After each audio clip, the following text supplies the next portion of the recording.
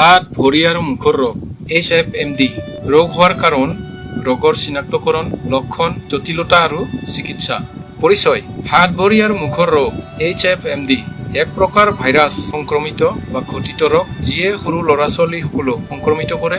এই ৰোগ সচৰাচৰ ল'ৰা-ছোৱালীৰ স্বাস্থ্যৰ বাবে কোনো গম্ভীৰ বিপদ উৎপন্ন নকৰে, কিন্তু সৰু কেঁচুৱাৰ বাবে শাৰীৰিক ক্ষতিৰ কথা উল্লেখ কৰিব নোৱাৰি। হাত, ভৰি আৰু মুখত হোৱা ৰোগৰ লক্ষণ: 1 নম্বৰ চৰ্দি হোৱা, 2 নম্বৰ ভোক নোহোৱা, 3 নম্বৰ কাহ বা হাঁচি হোৱা, 4 নম্বৰ মধ্যমীয়া জ্বৰ হোৱা, য'ত শাৰীৰিক তাপমান 38ৰ পৰা 39 চেণ্টিগ্ৰেডলৈ উঠে বা 100ৰ পৰা 102 ফাৰেনহাইটলৈকে হ'ব পাৰে। 5 নম্বৰ হাত ভৰিত খজুৱতি নথকা ৰঙা পিৰিকা বা দাগ উঠি অহা আৰু কেতিয়াবা এই ৰঙা দাগবোৰ বেদনাদায়কো হ'ব পাৰে। মুখৰ ছালৰ পিৰিকা বেদনাদায়ক হ'ব পাৰে। হাত, ভৰি আৰু মুখৰ ৰোগ এক স্ব প্ৰতিৰোধক স্থিতিৰ হয়। ইয়াৰ মানে ই বিনা চিকিৎসাতে নিজে ভাল হৈ যায়। ইয়াৰ লক্ষণ সচৰাচৰ 7 দিনৰ ভিতৰত নিজে নোহোৱা হৈ যায়। যদি আপুনি ৰোগৰ লক্ষণৰ প্ৰতি জ্ঞাত নহয় বা আপোনাৰ ল'ৰা-ছোৱালীৰ হাত, ভৰি আৰু মুখত হোৱা ৰোগ হয় বা নহয় সন্দেহ হয়, তেতিয়াহ'লে ডাক্তৰৰ ওচৰলৈ গৈ পৰামৰ্শ লওক। এই ৰোগৰ কাৰণ: হাত, ভৰি আৰু মুখৰ ৰোগ এক প্ৰকাৰ ভাইৰাছৰ কাৰণে হয়, যাক এণ্টাৰ ভাইৰাছ কোৱা হয়। দুটা সকলোতকৈ সামান্য প্ৰকাৰৰ ভাইৰাছ যাৰ কাৰণে এই ৰোগৰ লক্ষণ উৎপন্ন হোৱা দেখা যায়।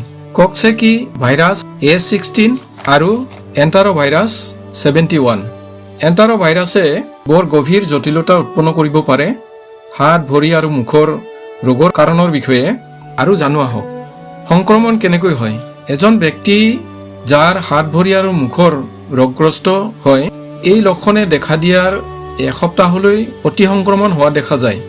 সংক্ৰমণ সঁচৰিব পাৰে যদি কেতিয়াবা কোনো সংক্ৰমিত ব্যক্তি কাহ বা হাঁচি আহে আৰু দূষিত ক্ষুদ্ৰ কণিকাৰ ছিটিকণি আন ব্যক্তিৰ উশাহৰ ভিতৰত সোমাই যায়, আৰু দূষিত হাতেৰে সংক্ৰমিত ব্যক্তিজনে আন বস্তু বা ঠাইত চুই দিয়াত সেই ঠাইত সুস্থ ব্যক্তিৰ হাত চুই পালে সংক্ৰমিত হ'ব পাৰে।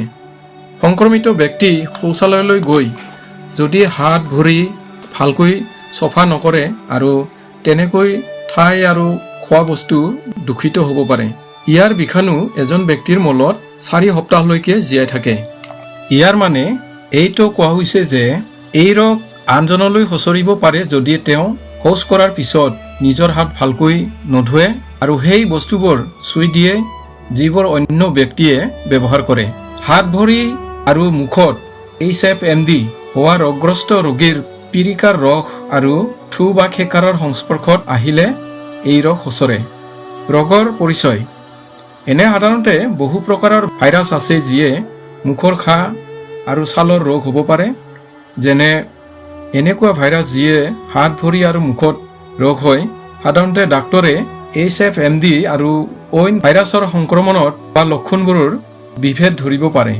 সাধাৰণতে 10 বছৰৰ তলৰ ল'ৰা-ছোৱালীৰ HFMD ৰোগ হোৱা দেখা যায়। ইয়াৰ লক্ষণৰ ভিন ভিন স্তৰ: ইয়াৰ প্ৰথম লক্ষণ হ'ল জ্বৰ হোৱা আৰু কাহ হোৱা, গলা বেয়া হোৱা, আৰু আপোনাৰ ল'ৰা-ছোৱালীৰ মুখৰ ছালত ৰঙা পিৰিকা উঠা, হাত আৰু ভৰিৰ ছালত ৰঙা ৰঙা দাগ বা পিৰিকা হোৱা দেখা যায়।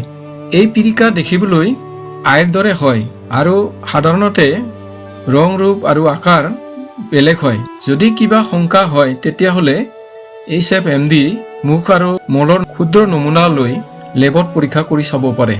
ইয়াৰ চিকিৎসা: হাত, ভৰি আৰু মুখৰ HFMD বিশেষ চিকিৎসা ব্যৱস্থা নাই। এই পৰিস্থিতিৰ সচৰাচৰ নিজেই 7 দিনৰ পৰা 10 দিনৰ ভিতৰত ভাল হৈ যায়। কিয়নো HFMD এক প্ৰকাৰ ভাইৰাছ ঘটিত ৰোগ হোৱা হেতু এণ্টিবায়'টিকৰ দ্বাৰা ইয়াক চিকিৎসা কৰা সম্ভৱ নহয়। এণ্টিভাইৰাল ঔষধত ইয়াৰ প্ৰতিৰোধ কৰিব নোৱাৰে। আপোনালোকে নিজৰ ল'ৰা-ছোৱালীক মাত্ৰ এসপ্তাহলৈ জিৰণি দিব পাৰে। লগতে ৰোগীক শক্তিদায়ক তৰল পদাৰ্থ প্ৰচুৰ পৰিমাণে পান কৰাব লাগে। ৰোগীক কল আৰু কমলা অম্লিক পদাৰ্থৰ পৰা দূৰত ৰাখিব লাগে। গাখীৰ আৰু পানী খুৱাব পাৰি। ইহঁতক সিজাই আলু পিটিকা বা চুপ বনাই খোৱালে ভাল হয়, কিয়নো মুখৰ ঘাৰ কাৰণে টান বস্তু চবাব নোৱাৰে। বিষ আৰু দহন থাকিলে সচৰাচৰ ডাক্তৰৰ পৰামৰ্শ মতে পেৰাচিটামল আৰু আইবুপ্ৰফেন আৰু ইয়াক গলা বেয়া হোৱা আৰু জ্বৰ হোৱা যদি লক্ষণে দেখা দিয়ে তেতিয়াহ'লেও ব্যৱহাৰ কৰিব পৰা যায়।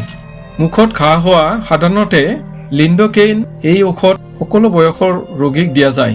5 বছৰৰ বা তাতোধিক বয়সৰ ল'ৰা-ছোৱালীক বেনজিডামিন মাউথৱাছ দিব পাৰি। 16 বছৰৰ অধিক ল'ৰা-ছোৱালীক কলিন চেলিচাইলেট জেল দিব পাৰি। স্তনপান কৰোৱা গৰ্ভৱতী মহিলাই এই ঔষধ প্ৰয়োগ নকৰাই মংগল। এই প্ৰতিকাৰক ঔষধসমূহ ডাক্তৰৰ বিনা পৰামৰ্শত ব্যৱহাৰ নকৰিব, কাৰণ এই ঔষধবোৰ সীমিত সময় আৰু পৰিমাণেহে প্ৰয়োগযোগ্য হয়। প্ৰাপ্তবয়স্ক সকলৰ বাবে নিমখ মিহলোৱা কুহুমীয়া পানীৰ ঘোলেৰেও মুখৰ ঘাঁ ধুব পাৰি। সংক্ৰমণৰ পৰা ৰক্ষা কৰা। HFMD এক খচৰা ৰোগ। ইয়াৰ পৰা ৰক্ষা আৰু সংক্ৰমণৰ পৰা হাত সাৰিবলৈ ৰোগীৰ পৰা সংস্পৰ্শলৈ আহিব নালাগে।